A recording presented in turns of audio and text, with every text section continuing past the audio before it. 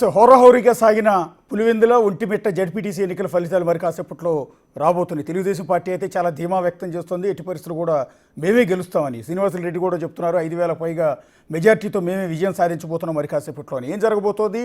ఇది వైఎస్ జగన్మోహన్ రెడ్డి లేదా versus Chandrababu Naidu, TDP versus YSR Congress party అన్నట్టుగా సాగిన ఈ ఎన్నికలపై వైఎస్ఆర్ కాంగ్రెస్ పార్టీ ఏం చెప్తోంది? ఒకసారి వైఎస్ఆర్ కాంగ్రెస్ పార్టీ సీనియర్ నేత మోహన్ రెడ్డి గారు ప్రస్తుతం మనకు లైవ్లో అందుబాటులో ఉన్నారు. మోహన్ రెడ్డి గారు నమస్తే అండి. సార్ మీకు ప్యానల్లో పాల్గొన్న పెద్దలకు చూస్తున్న వీక్షకులకు అందరికీ ఎస్ సార్, ఏం రాబోతుందో గంటలో రిజల్ట్లో? ఏంది 100% వాళ్ళే గెలుస్తారు. గుద్దుకున్నారు కదా, వాళ్ళే గెలుస్తారా? మా ఏజెంట్లను లేకుండా ఓటర్ను పోనీయకుండా రౌడీలను పెట్టి పోలీసులను పెట్టి దౌర్జన్యం చేసి ఎక్కడే కానీ అక్కడ పాల్గొనకుండా వాళ్ళు మినిస్టర్లు, ఎమ్మెల్యేలు, ఎంపీలు ఏజెంట్లుగా ఉండి మా ఏజెంట్లను బయటకి ఈడ్చి కొట్టి తన్ని రోడ్ల మీద పడేసినప్పుడు ఇంకా వాళ్ళు మేమెట్ట గెలుస్తామాడా? గెలిచే అవకాశం ఎట్టుంటుంది? అది ఎక్కడన్నా ఓటు వేయనిచ్చే కదా గెలిచేది. చంద్రబాబు నాయుడు గారు, జగన్మోహన్ రెడ్డి గారు అని మీరు టార్గెట్ పెట్టి మాట్లాడుతున్నారు. చంద్రబాబు నాయుడు గారు, జగన్మోహన్ రెడ్డి గారు కాదు, రాష్ట్రంలో ఉన్న పోలీసు వ్యవస్థ ప్లస్ రౌడీలు ప్లస్ కూటమి అందరూ కలిసి ఎన్నికల్లో పాల్గొన్నారు. జగన్మోహన్ రెడ్డి గారు దాని జోలికి పోలే. జగన్మోహన్ రెడ్డి గారు ఎలక్షన్ లో పాల్గొని ఎలక్షన్ లో చేయాలని ఎలక్షన్ ప్రచారం చేసి జగన్మోహన్ రెడ్డి గారు ఏదన్నా ఒక మీటింగ్ పెట్టి ఆ ఎన్నిక గురించి ముందే చెప్పి ఉంటే వీళ్ళు అక్కడ ఏజెంట్ కాదు కదా, కనీసం తిరగను కూడా తిరగలేరు. వాళ్ళు ఇష్టం వచ్చినట్టు వాళ్ళు చేసుకున్నారు. వాళ్ళు ఇష్టం వచ్చినట్టు చేసుకోవడంతో పాటు ఎలక్షన్ కన్నా ముందే అనేకమైనటువంటి అక్రమ కేసులు పెట్టి అనేకమైనటువంటి దాడులు చేసి మా ఎమ్మెల్సీని, మా గ్రంథాలయ చైర్మన్ భర్తను చంపడానికి ప్రయత్నం చేసి, సజీవ దహనానికి పెట్రోల్ పోసి అగ్గి పెట్టడానికి ప్రయత్నం చేసి, దాడులు చేసి అనేక మంది మీద ఎస్సీ ఎస్టీ అట్రాసిటీ కేసులు పెట్టించి బైండ్ ఓవర్ కేసులు పెట్టి వాళ్ళు ఇష్టానుసారం వీర విహారం చేసినారు. కాబట్టి అక్కడ మేం చేసేది ఏముంది అందులో? ఇప్పుడు ఎక్కడన్నా పోలీసులు లేకుండా వచ్చి వాళ్ళు మేమన్నా తగలబడితే ఓ రకము, లేకపోతే పోలీసులు వచ్చి అదొక రకము, రకరకాలుగా వాళ్ళు ప్రయత్నాలు చేసి ఒక్కొక్క జెడ్పీటీసీకి 10 కోట్ల రూపాయలు ఖర్చు పెట్టి ఇష్టం వచ్చినట్లు చేసుకొని పోలీసులను పోయి కాళ్ళు పట్టుకున్నారు ఓటర్స్. అయ్యా మా ఓటు మాకు వేయించుకొనివ్వండి. ప్రజాస్వామ్య దేశంలో ఇంత దారుణమైన పరిస్థితి దేశంలో ఎక్కడా లేదు. ఒక్క ఆంధ్రప్రదేశ్ కు సంబంధించినటువంటి పులివెందుల నియోజకవర్గం, రాజంపేట నియోజకవర్గం ఈ జెడ్పీటీసీలకు మాత్రమే ఉంటుంది. దీనివల్ల చంద్రబాబు నాయుడు పదవి మరింత పెరగదు. దీనివల్ల జగన్మోహన్ రెడ్డి గారికి పదవి రాదు.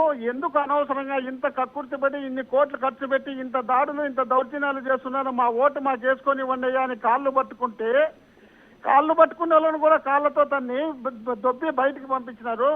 రాత్రికి రాత్రే ప్రతి ఓటర్కు ఒక రౌడీ ఒక పోలీసును పెట్టి ఎవరినే కానీ ఓటర్ను బయటికి రానికుండా చేసి ఇతర ప్రాంతాల నుంచి రౌడీలను తెప్పించుకొని ఓటర్ క్యూలో పెట్టించేసి వాళ్ళ దగ్గర ఉన్నటువంటి స్లిప్పులు కూడా ఇవ్వనీయకుండా మా ఏజెంట్ పారాలు సించి పారేసి ఏజెంట్లను రానికుండా చేసి వాళ్ళను భయభ్రాంతులకు గురి చేసి అక్కడ ఎక్కడ కానీ పాల్గొనలేదు. వైఎస్ఆర్సీపీ పేరే లేదు అక్కడ. అట్లాంటప్పుడు మేము గెలుస్తామని మేము ఎట్లా చెప్తాం? వాళ్ళ మాదిరిగా అనవసరంగా వాళ్ళు గెలిచొచ్చు. 10,600 ఒక ఓటు పులివెందులలో ఉంటే 16,000తోనే వీళ్ళు గెలిచొచ్చు. ఎందుకంటే రిగ్గింగ్ చేసేది కదా, వాళ్ళకి కన్ఫ్యూజ్ అయ్యి ఎగస్ట్రా వేసుకొని కూడా గెలిచొచ్చు. అదేవిధంగా ఆడ 24,000 ఉంటే 34,000-34,000తో కూడా గెలిచొచ్చు. అక్కడ ఒక మినిస్టర్ డైరెక్ట్ గా మినిస్టర్ రవాణా శాఖ మంత్రి మన్నపల్లి రాంప్రసాద్ రెడ్డి దగ్గరుండి ఏజెంట్లను బయటికి ఈడ్చి కొట్టించిన సందర్భాలు ఉన్నాయండి.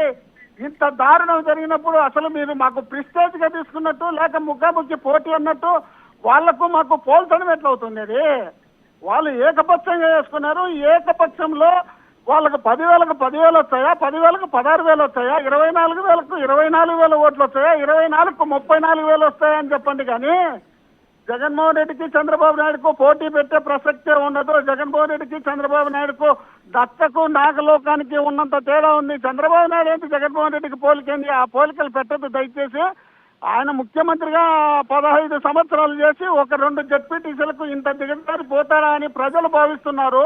50 సంవత్సరాలు, దాదాపు 45 సంవత్సరాల నుండి 50 సంవత్సరాల రాజకీయ అనుభవం కలిగినటువంటి వ్యక్తి ఇంత దిగజారిపోయి ఈ ఎన్నికల కోసం ప్రయత్నం చేస్తాడని జనం భావిస్తున్నారు.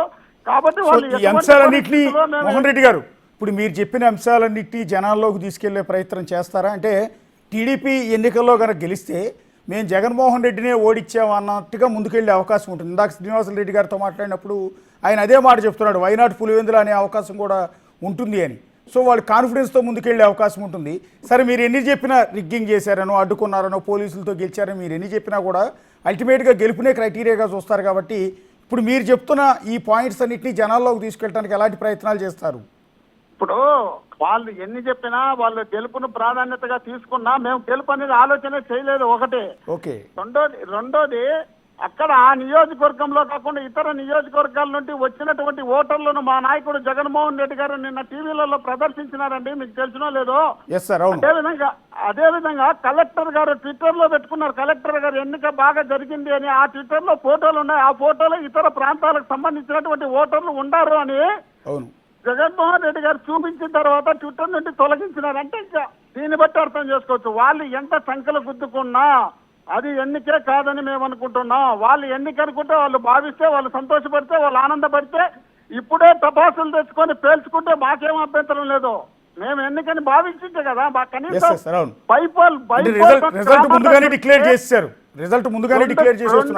రెండు గ్రామాల్లో ఎలక్షన్ జరిగితే మళ్ళీ రీపోల్ జరిగితే ఆ రీపోల్లో కూడా దొంగోట్లే పెట్టుకున్నారండి. ఆ రీపోల్లో కూడా దొంగోట్లే పెట్టుకున్నారు. అక్కడన్నా కనీసం ఊర్లో వాళ్ళని ఓట్లు వేయనీయకుండా పోతే ఇంకా ఏమనుకోవాలో మీరే చెప్పండి.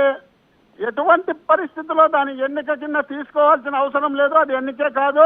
ఆ ఎన్నికల్లో మేము భావించనే లేదు. కాబట్టి దాని గురించి మేము పట్టించుకోవాల్సిన అవసరం లేదని మేము భావిస్తున్నాం. అంటే మీకు 2022లో అనుకుంటా మోహన్ రెడ్డి గారు 2022లో అనుకుంటా నిమ్మగడ్డ రమేష్ రాష్ట్ర ఎన్నికల కమిషనర్గా ఉన్న సందర్భంలో అప్పుడు కూడా లోకల్ బాడీ ఎలక్షన్స్ జరిగి అప్పుడు కూడా కుప్పం లాంటి చోట ఎన్నిక జరిగిన సందర్భంలో రాష్ట్రం అంతా ఒక తాడిపత్రి తప్ప మిగిలిన అన్ని చోట్ల YSR Congress party clean sweep చేసింది. అప్పుడు కూడా తెలుగుదేశం పార్టీ నేతలు ఇప్పుడు మీరు ఏ రకమైన కామెంట్స్ చేశారో, మీరు ఏ రకమైన ఆరోపణలు చేశారో ఇదే మాటలు ఆ రోజు టీడీపీ వాళ్ళ నుంచి వినిపించినాయి. ఇప్పుడు వాళ్ళు కొన్ని చోట్ల అసలు వాళ్ళు ఒక స్టేట్మెంట్ ఇచ్చినాం, మేము స్థానిక ఎన్నికల్లో పాల్గొనడం లేదు అని తెలుగుదేశం పార్టీ తరఫున. అప్పుడు ఆ తర్వాత మళ్ళీ ఏం చేసినారంటే వాళ్ళ కార్యకర్తలకు ఇండైరెక్ట్ గా మీరు పోటీ చేయండి అయ్యా, ఎట్లెట్లుంటుందో మన పరిస్థితి చూద్దామని చెప్పి అనేక చోట్ల పోటీ చేయించినారు. హిందూపూర్లో నేనే పరిశీలకుడుగా పనిచేసిన. హిందూపూర్లో అక్కడ 37 గాను 6 కౌన్సిలర్లు గెలిచినారు, 6 ఎంపీటీసీలు గెలిచినారు. వాళ్ళు పోటీ లేదంటేనో, వాళ్ళు లేదు మేము దౌర్జన్యం చేసినామంటేనో ఎట్లవుతుంది? కుప్పంలో మేము ఓటు వేయనీయకుండా చేసినావా? కుప్పంలో ఓటర్లను మేము రానికుండా చేసినామా? ఇప్పుడు కుప్పం ఓటర్లకు ఫోన్ చేసి తీసుకోండి లైన్లోకి కావాలంటే తెలుస్తుంది కదా.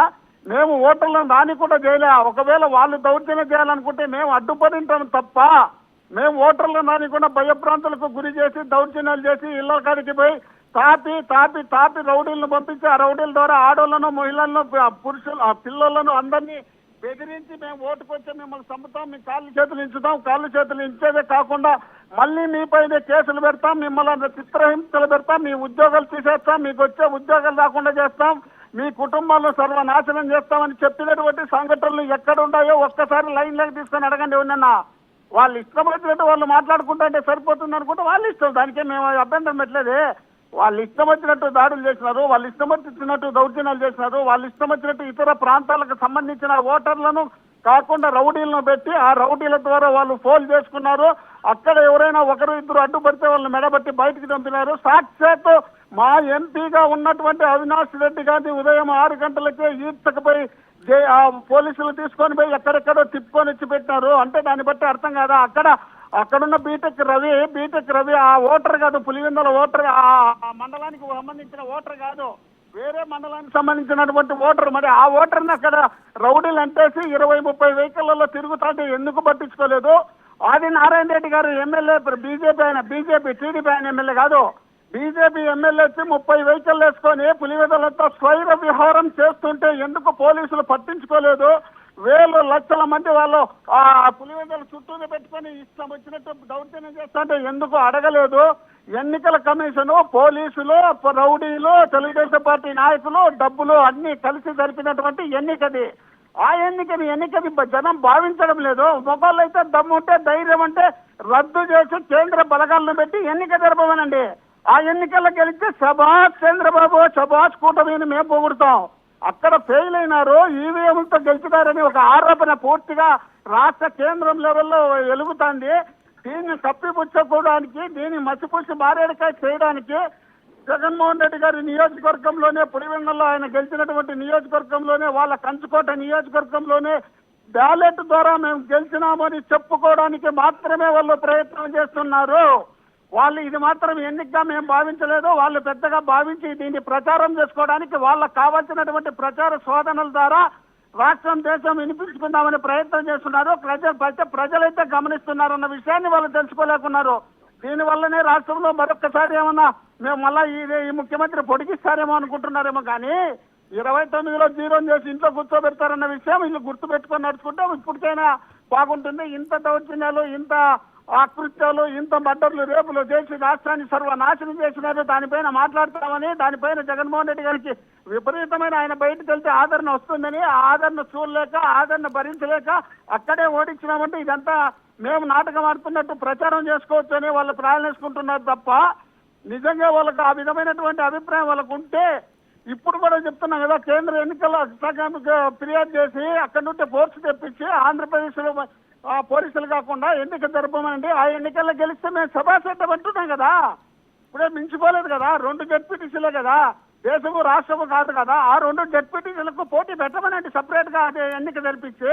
ఈ రాష్ట్ర బలగాలతోనో లేక ఈ ఎన్నికల కమిషన్ తోనో వీళ్ళకి కావాల్సినటువంటి డిఐజీలతోనో, ఎస్పీలతోనో, డిఎస్పీలతోనో దగ్గర పెట్టి కాలుస్తున్న కొడకల్లారాన్ని బెదిరించేటువంటి వ్యక్తులను తీసుకొచ్చి అక్కడ పోలీసులు డ్యూటీలో పెడితే ఎవరు ఓటు వేయడానికి ముందుకు పోతారు?